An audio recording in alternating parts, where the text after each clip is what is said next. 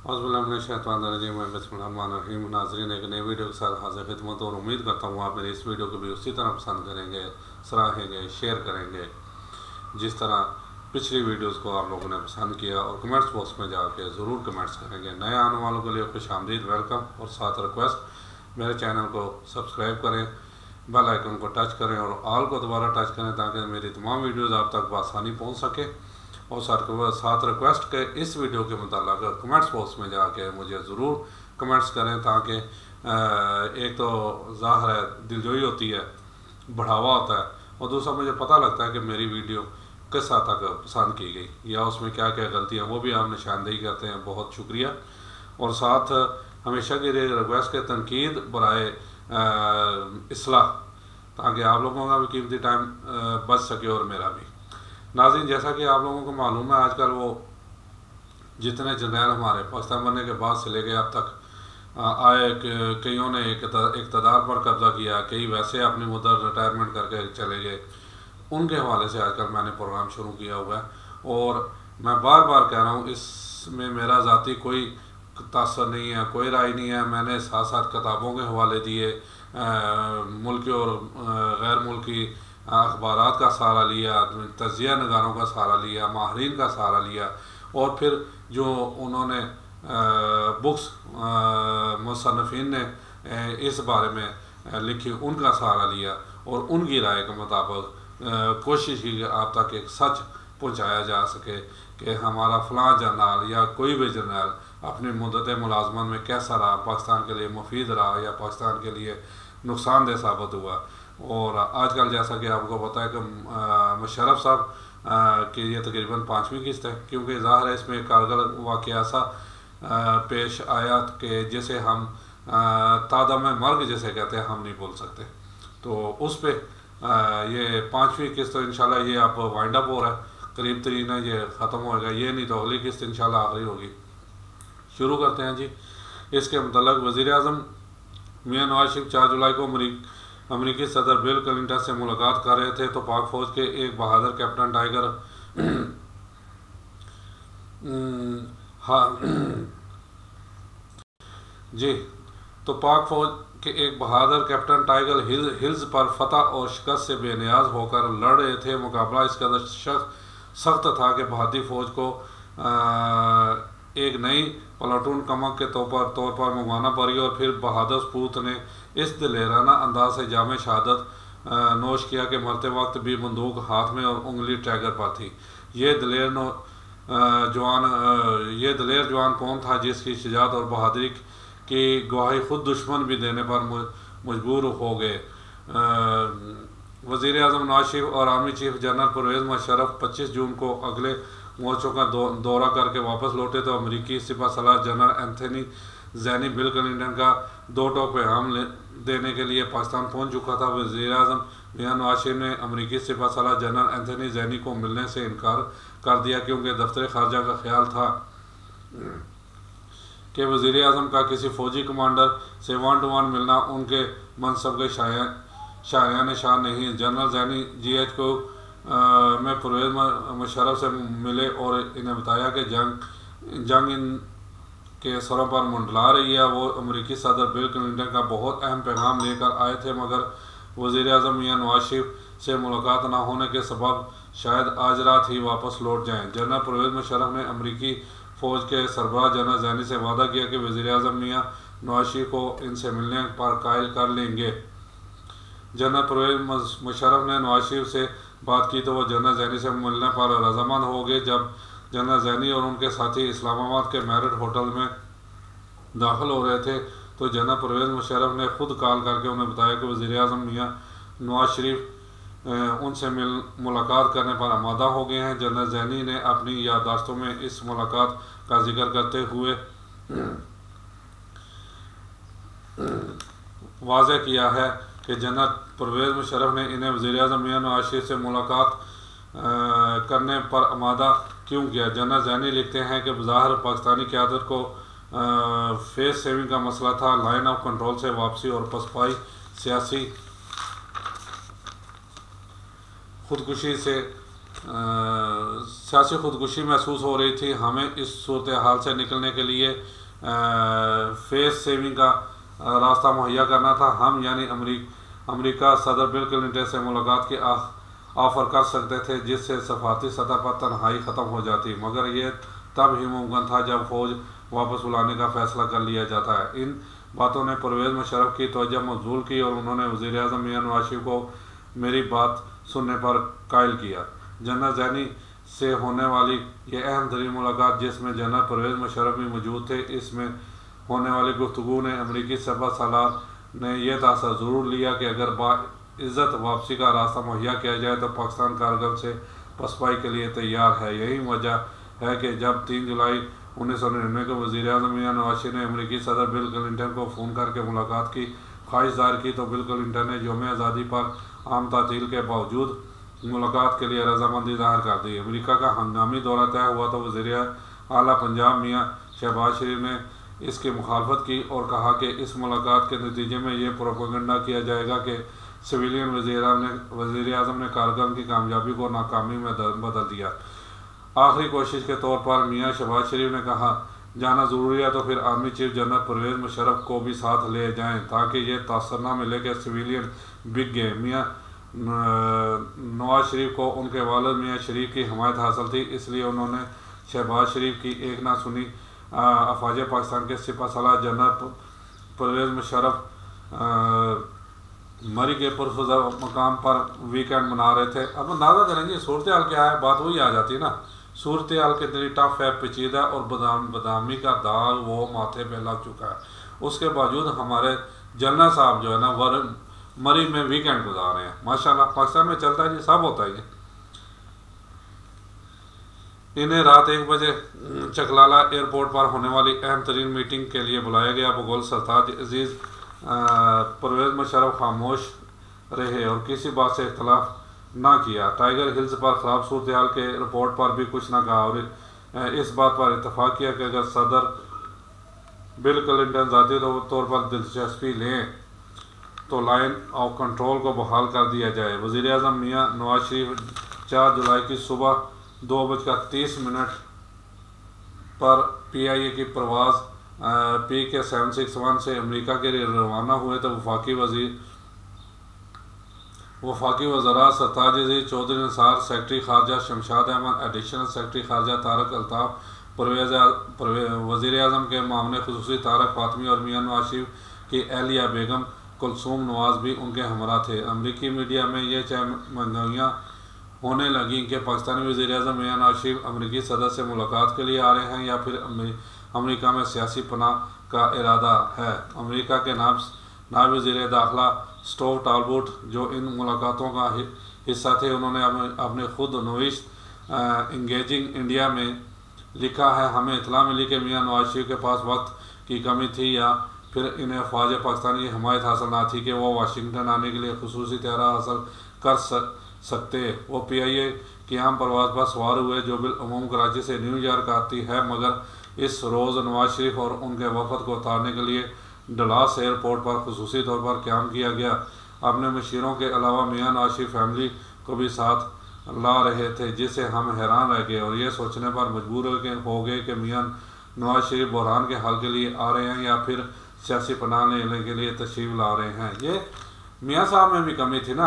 देखें, बात वही है कि आप अकेले जाएं या 1-2 जो अपने सेक्रेटरी खारजा या जो भी आपको जो मशवरा जिससे कर लगे। जहाँ मियां जाते थे साथ फैमिली तो सारी साथ होती थी ना। एंजॉय करें जी, खर्चा तो पाकिस्तान का ना, क्या फ़र्क पड़ता है। ब्लेयर हाउस में मियां नवाज शरीफ और अमेरिकी सदर बिल क्लिंटन की मुलाकात शुरू हुई थी कि सामने लगी TV स्क्रीन पर CNN ने ब्रेकिंग न्यूज़ दी कि भारत ने टाइगर हिल्स पर कब्जा कर लिया है। तो तोलोलंग की लड़ाई के बाद ये भारत की दूसरी बड़ी कामयाबी थी, जिसने कारगिल जंग का पासा पलटने में अहम किरदार अदा किया। मुलाकात के दौरान वक्फा हुआ तो वज़ीर-ए-आज़म मियां नवाज शरीफ ने army chief general Pervez Musharraf से रब्ता करके टाइगर हिल्स छिन जाने की खबर की तस्दीक की। अब वज़ीर-ए-आज़म मियां नवाज शरीफ के पास कुछ न बचा था कि वो भाव-ताव करते। जंग अखबार की हेडलाइन के मुताबिक वज़ीर-ए-आज़म मियां नवाज शरीफ ने अमरीकी सदर बिल क्लिंटन से एक और मुलाकात की और 3 घंटों की गुफ्तगू शनीद के बाद इस बात पर इत्तफाक हो गया कि कंट्रोल लाइन को शिमला माहदा के मुताबिक बहाल किया जाएगा। आलमी जरीदे न्यूज़ वीक ने लिखा कि बिल क्लिंटन कश्मीर के बखेरे में नहीं पड़ना चाहते थे। मियां नवाज शरीफ महज ये यकीन दहानी लेने में कामयाब हुए कि वो ज़ाती दिलचस्पी लेकर मसला कश्मीर हल करवाएंगे। चंद रोज़ बाद बाज़ाब्ता तौर पर जंगबंदी का ऐलान हो गया और कारगिल से वापसी का सफ़र शुरू हो गया। वज़ीर आज़म मियां नवाज शरीफ अमेरिका के दौरे से वापस लौटे तो उन्होंने कौम से खिताब करके न सिर्फ अवाम को एतमाद में लिया बल्कि भारत को एक बार फिर मुज़ाकरात की मेज़ पर आने की दावत दे डाली। मियां शहबाज शरीफ के खदशात दुरुस्त साबित हुए और मियां नवाज शरीफ की अमेरिका दौरे के बाद मुनज़्ज़म अंदाज में यह प्रोपेगेंडा शुरू हो गया कि कारगिल के मैदान में हासिल की गई यकीनी फतह को सिविलियन वज़ीर आज़म की बुज़दिली के बाद शिकस्त में बदल दिया गया। जमात दावा के अमीर हाफिज़ सईद ने इल्ज़ाम आयद किया कि मियां नवाज शरीफ जीती हुई जंग अमेरिका में हार आए।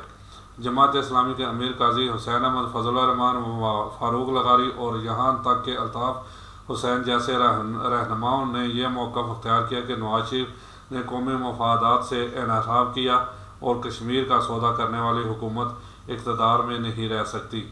नए वक्त एक चीफ एडिटर ने भी नवाज शरीफ पर शदीद तनकीद करते हुए इस एलामिया को सियासी खुदकुशी करार दिया। लेकिन क्या वाकई मियां नवाज शरीफ ने शोहदाए कारगिल के खून से गद्दारी की या फिर ये तहमत अपने सर लेकर अपनी फ़ौज को रसवाई और जंग हसाई से बचाया? ये सवाल रावलपिंडी के साबिक़ core commander lieutenant general Jamshed Gulzar Kiyani से किया गया तो उन्होंने एक इंटरव्यू में कहा कि उन्होंने फ़ौज की नामूस और अजमत की खातिर यह कदम उठाया। तो वफाकी वज़ीर ख़ारजा सरताज अजीज़ ने अल्फाज की हेर फेर से अमेरिका से जारी होने वाले एलामिया को अपने हक़ में इस्तेमाल करने की नाकाम कोशिश की और लंदन में दिए गए इंटरव्यू के दौरान ये मौक़िफ़ अख्तियार किया कि 4 जुलाई के एलामिया के मुताबिक लाइन ऑफ कंट्रोल के एहतराम का मतलब यह है कि भारत भी सियाह चीन से अपनी फ़ौजें वापस बुलाए, क्योंकि भारत ने शिमला माहदा के बरखिलाफ सियाह चीन पर नाजायज़ कब्ज़ा कर रखा है। मगर अमेरिका ने बिला ताख़ीर तरदीद करते हुए वजाहत की कि यह एलामिया महज कारगिल के मुतल्लिक़ है। BBC के प्रोग्राम हॉट टॉक के दौरान वज़ीर ख़ारजा सरताज अजीज़ से यह भी सवाल हुआ कि अब आप पाकिस्तान वापस कैसे जाएंगे। फ़ौज कारगिल से वापसी पर मियां नवाज शरीफ से खुश नहीं होगी और शायद इक़्तिदार पर कब्ज़ा भी कर ले। बरतानवी सहाफ़ी टिम की यह प्रेडिक्शन दुरुस्त साबित हुई और चंद माह बाद ही फ़ौज ने इक़्तिदार पर कब्ज़ा कर लिया तो टिम को best TV interviews of the year का अवार्ड मिला। कारगिल की खूनी दास्तान इन शहदा के तस्करे के बगैर हरगिज़ मुकम्मल नहीं हो सकती जिन्होंने अपने लहू से तारीख़ रकम की। वतन की अज़मत पर अपनी जान निसार करने वाले बहादुर सिपाहियों के लहू के साथ इससे बड़ी गद्दारी और क्या हो सकती है कि उनसे ला ताल्लुकी का इज़हार कर दिया जाए।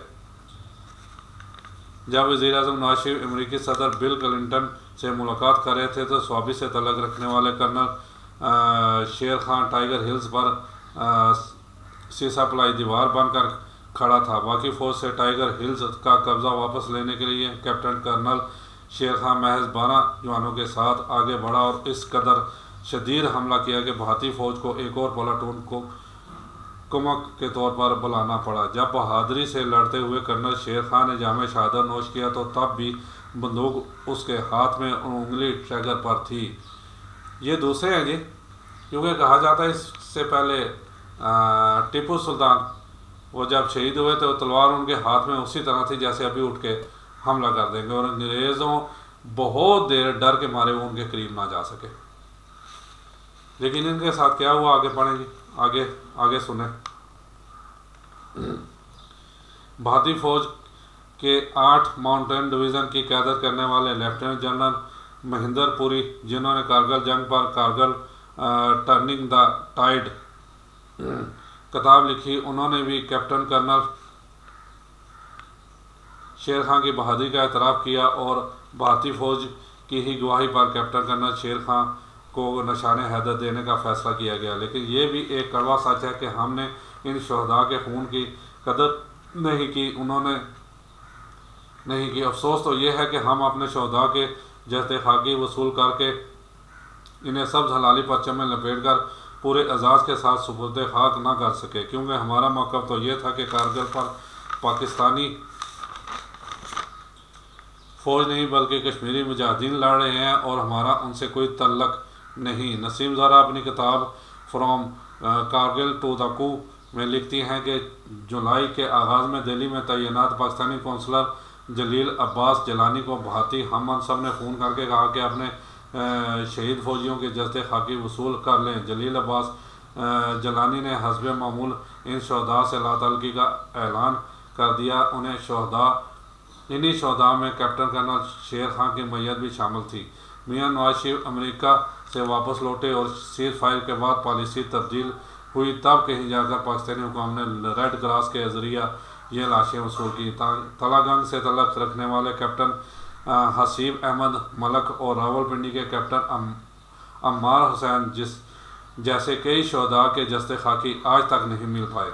इन बहादुर बेटों की बाहिम्मत माएँ अपने बेटों की हर पल आहट महसूस करती हैं, उनकी शहादत पर फ़ख्र का इजहार करती हैं, मगर ये सोचकर आंखों में आंसू आ जाते हैं काश अपने शहीद बेटों का आखिरी दीदार नसीब हुआ होता, उनकी कब्र मालूम होती तो मियाँ वहाँ जाकर शहीद बेटों की खुशबू महसूस की जा सकती। होना तो ये चाहिए था कि कारगिल जंग के मुताल्लिक दुरुस्त हक़ाइक़ मालूम करने के लिए भारत की तरह इंक्वायरी कमीशन बनाया जाता और फिर इसकी रोशनी में ज़िम्मेदारों के ख़िलाफ़ कार्रवाई होती।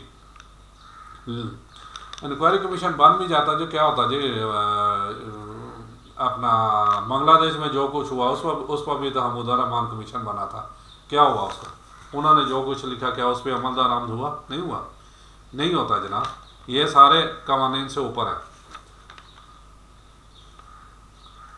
लेकिन मियां नवाज शरीफ सियासी मसलहत के तहत ये फैसला ना कर सके। मियां नवाज शरीफ ने बदअतमादी की खलीज ख़त्म करने के लिए न सिर्फ जनरल परवेज़ मुशर्रफ को जॉइंट चीफ ऑफ कमेटी का चेयरमैन बना दिया, बल्कि इन्हें अहलिया समेत उम्रा करने ले गए। ये देखे, यानी नवाज शरीफ ने सिर्फ अपनी सीट बजाई है, वरना तो वाकई यही चाहिए था। इस कमीशन बनता और इसमें जो फॉरमैन फ्रंट लाइन पे थे उन्हें सज़ाएँ दी जाती ताकि आइंदा से ये मामला हो, लेकिन उन्होंने उन्हें मुशर्रफ साहब को तरक्की दे दी और साथ उम्रे पे ले गए ताकि, लेकिन बाद में शाम को दूध पिलाओ तो क्या होता है जनाब, ये तो आप लोगों को भी पता ही है।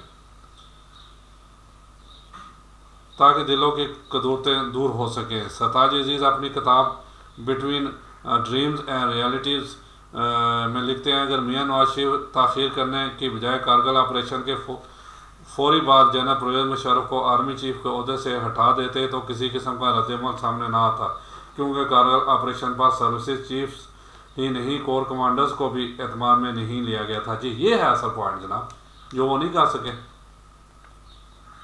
लेकिन मियां नवाज शरीफ सिविल मिलिट्री तल्लुकात बहाल करने के लिए एक के बाद दूसरी गलती करते चले गए। Core commanders Quetta lieutenant general Tariq Pervez जो वफाकी वज़ीर राजा नादर परवेज़ के बरादर इनला थे और कारगिल ऑपरेशन की खुलकर मुखालफत कर चुके थे, इस सीनियर मोस्ट जनरल को अपने रास्ते का पत्थर जानकर जनरल परवेज़ मुशर्रफ ने मियां नवाज शरीफ के हाथों ही कबल अज़ वक्त रिटायर करवा दिया। मियां शहबाज शरीफ को 14 से 20 सितंबर के दौरान अमेरिका भेजा गया ताकि वो मुमकिन फ़ौजी बगावत के तदारक के लिए अमेरिकी हिमायत हासिल कर सके। अमेरिकी स्टेट डिपार्टमेंट के तर्जमान जेम्स रॉबन ने बयान जारी कर दिया, अमेरिका की जानब से किसी किस्म की गैर आइनी इक़दाम की मुखालफत की जाएगी और हमें उम्मीद है कि पाकिस्तानी फ़ौज आइन और जमहूरियत का एहतराम करेगी, मगर ये सब कोशिशें बेसूद साबित हुई क्योंकि कारगिल ऑपरेशन के मास्टरमाइंड किसी भी किस्म की तादीबी कार्रवाई से बचने के लिए हुकूमत का तख्ता उल्टने का फ़ैसला कर चुके थे। मार्शल लॉ की राह हमवार करने के लिए सियासी महाज पर एक मरतबा फिर सियासी कठपुतलियों को हरकत में लाने का फ़ैसला हुआ तो मुतहरक अपोजिशन ने ग्रैंड डिप्लोमेटिक अलायंस के प्लेटफार्म से नवाज हटाओ मुल्क बचाओ तहरीक का ऐलान कर दिया। जनाब हमारा ये भी अलमिया है कि हम पीछे टांगे खींचने के लिए तैयार रहते हैं, यानी ये सिविलियन ही हैं जो दूसरे की टांगे खींचती हैं और माजी से सबक हासिल नहीं करते कि माजी में जिस तरह उसकी टांगे खींची गई और फ़ायदा जो है ना वो अपर हैंड वालों का हुआ, इसी तरह ये टांगे खींचती हैं, इसका फ़ायदा किसी और को होता है। लेकिन हम बाज नहीं आते इन हरकतों से। इक़्तिदार पर कब्जा करने की तैयारियां मुकम्मल हो गई हो तो army chief general Pervez Musharraf ने बैरून मुल्क श्रीलंका जाने का ऐलान कर दिया ताकि उनकी अदम मौजूदगी में मियां नवाज शरीफ मौका गनीमत जानकर कोई कदम उठाएं तो फौज टेक ओवर कर ले। श्रीलंकन फौज गोल्डन जुबली की तकरीबात मना रही थी और जनरल परवेज़ मुशर्रफ अपने अहलिया के हमरा इन तकरीबात में शमूलियत की गरज से 4 रोज़ा दौरा पर कोलंबो रवाना हो गए। परवेज़ मुशर्रफ श्रीलंका से वापस आ रहे थे तो उनके साथ क्या हुआ, क्या वाकई ही इनका त्यारा हाईजैक कर लिया गया। 12 अक्टूबर 1999 को फौज ने कैसे टेक ओवर किया, ये सब जानने के लिए देखिए अगली किस्त। उस वक्त तक के लिए इजाज़त दीजिए। अल्लाह हाफ़िज़। अल्लाह ताला आप लोगों का और मेरा हामी नासिर। अस्सलाम वालेकुम व रहमतुल्लाहि व बरकातुहू।